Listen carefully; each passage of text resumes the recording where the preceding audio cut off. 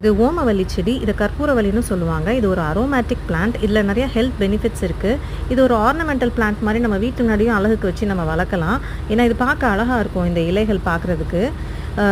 இந்த செடி மூலமா நம்ம ஃபியூச்சர் ஜெனரேஷனுக்கு ஒரு நல்ல ஹெல்த் அவேர்னஸ நம்ம ஏற்படுத்தலாம். எப்படின்னா, நம்ம பசங்க பீஸா, பாஸ்தான்னு சொல்லி சாப்பிடுறாங்கல்ல, அதில மேல ஆரிகானோன்னு சொல்லி ஒரு டாப்பிங்ஸ் இருக்கும். தூவி சாப்பிடுவாங்க. அது வேற ஒண்ணும் இல்ல. வெயில்ல 4 நாள் இந்த ஓமவல்லி இலைய காய வச்சு அரைச்சா அதுதான் ஆரிகானோ. இந்த ஆரிகானோவ வெளிய பசங்க டின்ல வாங்குவாங்க.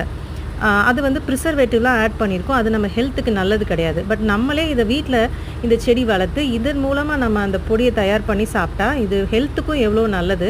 இது மூலமா நம்ம பசங்களுக்கு சொல்லிக் குடுக்கணும். எந்த ஒரு உணவு பொருளுமே வந்து நம்ம வெளிய டின்டு ஃபுட்ட வாங்காம, நம்மளால முடிஞ்ச அளவுக்கு அத ஹெர்பலா நம்ம ட்ரை பண்ணணும் அப்படிங்கிறத, நாங்க வந்து எங்க வீட்ல கஷாயம் போட்டு குடிக்கிறதுக்காண்டி, இந்த செடிய என்னோட மதர் இன் லா 8 இயர்ஸ்க்கு முன்னாடி ஸ்டெம் வாங்கி வச்சது.